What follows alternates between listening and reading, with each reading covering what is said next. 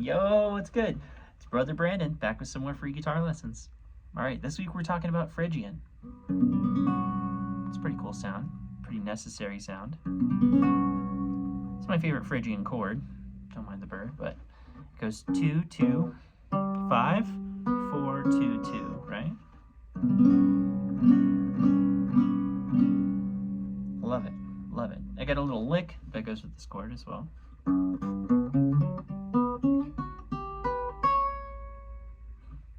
Pretty cool, right? Kind of haunted. It reminds me of like Lavender Town by Pokemon. I guess it's not by Pokemon, but you know what I mean. You know what I mean. Yeah, let's check that out. We love that. It's a really cool kind of sound. It's Phrygian, right?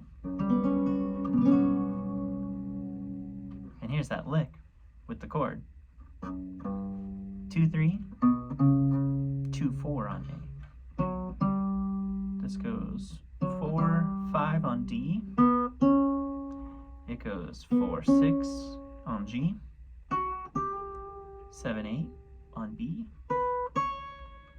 And 7, 9 on E. I'm going to say it in notes because that's just how I think.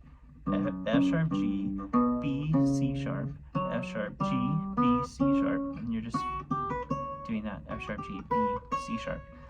See, gotta learn your notes. It's just like, it's so confusing to speak in tab, but we gotta get the views, we gotta get the clicks, we gotta reach all audiences, right? So if you haven't learned your notes on your fretboard, please do that. It's very important. It's very important. I could teach you so much more. You would get so much more out of these videos if you understood the notes. But yeah, okay, so for me, it's very helpful to have like a chord and a lick that goes with that chord. So I think that's what a lot of guitar players are after anyways, is cool chords and cool licks, right? And then how to use them.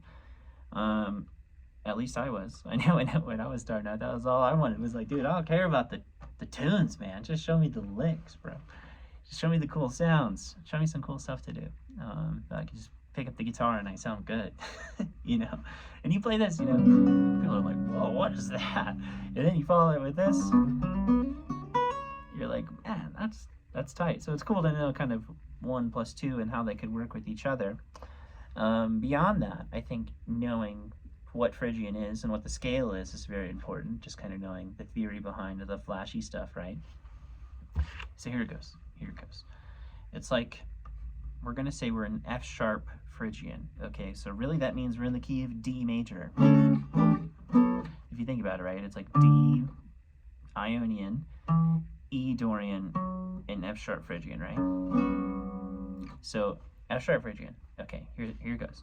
F sharp, G, just like A, B, C sharp, D, E, F sharp. That's technically 1 octave.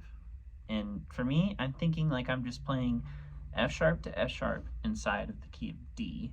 I kind of reverse engineer it. Like if I say F sharp Phrygian, I'm like, that's the 3rd mode of what scale? D major. You know, just another example. If, you know, Phrygian dominant, if I play E Phrygian dominant, that means that I'm in A harmonic minor. Okay, just like for an analogy to keep this going, if that made sense to you.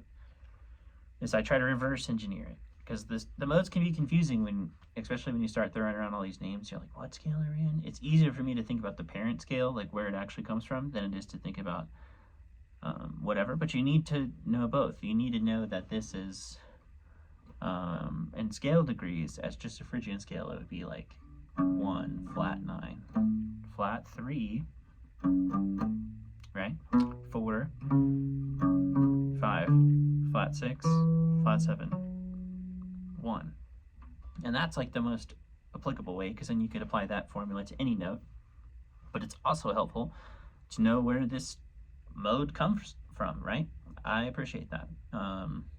For me, as like a nerd, I used to write, you know, when I would be going through tunes and I would hear these modes, I'd be like, oh, this is really like I'm playing in C. Oh, this is like really like I'm playing in F, or whatever, right? Like knowing the parent scale of the stuff can be really helpful. Okay, anyways, so the second thing that I would like to do with this is how I learned them, all right? So we would just sit here and play the whole position, and I guess this is kind of like the 3-note per string thing. But if you're doing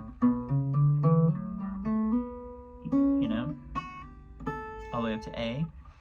And then you could do it in all the rhythmic variations, right? Of course, like 1 and 2 and 3 and triple, right? You could do like all the way up to quintuplets or whatever.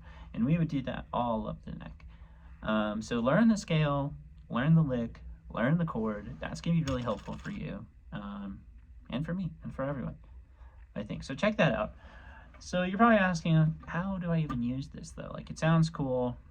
I get that it's in the key of D major. You know, that's helpful. We like that. But for me, I wouldn't really play this like anytime I see D major. I guess you could. That could be interesting. But I think there's more applicable ways to use the Phrygian scale. And for me, I think, you know, knowing this sound, when you see the 3 in a major key, is very important to know that, like, oh, I have the flat 9. Because it actually sounds pretty bad if you play the minor 9 over a major song where maybe the sharp 4 isn't like appropriate, like in like a church kind of gospel-y or like a jazz kind of setting. Maybe it's like, if you put natural 9 over everything, it doesn't always sound good, in my opinion. So the flat 9 over a minor chord can have a lot of like tasty kind of more diatonic implications, I guess. Like if you're really trying to stay inside of the key, you know, if you're really playing only in D, you have to play the G over this F sharp or whatever if you're trying to play the 9. That's like politically correct, I guess, musically correct. So think about that. For me, is like, okay, you could use it inside of the major scale, sure, but here's a cooler way. 2-5-1, right? 2, Phrygian 5 chord, 1 to B major. That's pretty cool. That's pretty hip, right? Having a Phrygian as a 5 chord is tight. I mean, you can always do the flat 9, you know, to 1 kind of resolution, and whenever you have flat 9, dominant 7, that's cool too. I think this is maybe like a personal opinion, I guess, but if you had like F sharp, dominant 7, just regular 5 chord, right? That's a cool sound, but to me it gets kind of old. It's like, that sounds really boring to me. So, you know, spice it up. And it, you know, it puts that sharp 5 in the key of B. I think that's like a harmonic major thing. I love that. I love that. Please do that all the time. That's really spicy. It's really cool. It's a really unique kind of sound there, buddy. So think about that, because I think that can be really like underutilized, in my opinion. It's just like using the Phrygian as the 5 chord.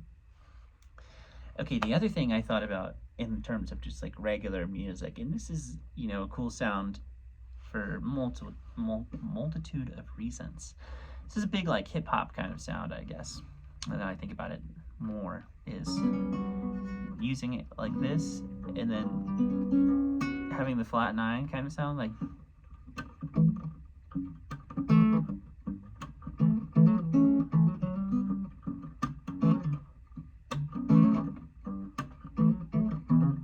right?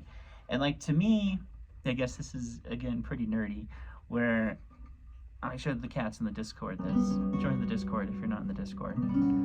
This is an F sharp Phrygian chord, right? I showed this to home and he was like, oh, it's kind of just like an E minor chord. And well, it's because it comes from E harmonic minor, right? Minor major 7, the James Bond chord. We love that. So think about that, right? We got the James Bond harmonic minor sound that we can use over this. So this would really be like a 2 chord if we're thinking it in that way. 1 to 3. So like, and you hear that in hip hop all the time.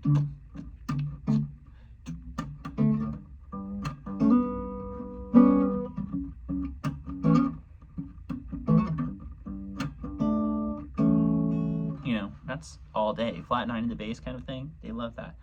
So it's a very good like hip hop, kind of neo soul, funky, groovy kind of sound.